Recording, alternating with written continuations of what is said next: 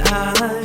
Ang katahong mubugal gid sang tanan, gani updan ka sa imo kauswagan. Iloilo ang syudad ko akong ginapabugal, tikang para sa pagbago kauswagan sang lugar. Pagtilaw man ang manakop magatindog sa gihapon, gugma sa pagbulig ina ang dapat buhaton. Magiliw sa uyat kamot na sulungon, para ni sa banwata nga muti asang tagipusoon. Disiplina ara sa ton di na dapat pangitaon, aton ni hulagan para sa ton kaagahon.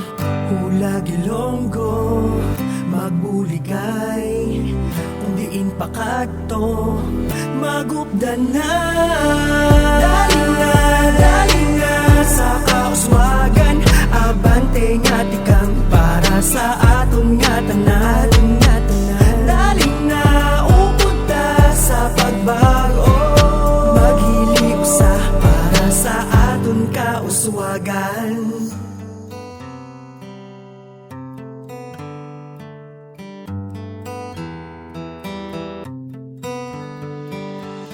Bangon Ilonggo atong nga ipakita, nga may mahimo ang ikang tasanuta.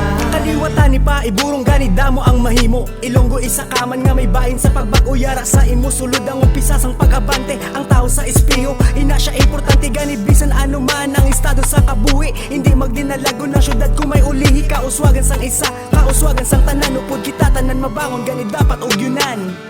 Dali na sa kauswagan, abante nga tikang para sa aton nga tanan. Dali na upod ta sa pagbago, maghili usa para sa aton kauswagan.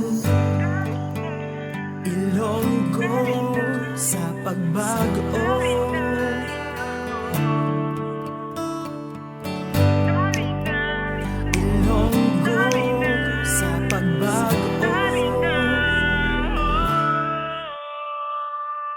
dali na sa kauswagan, abante nga tikang para sa aton nga tanan.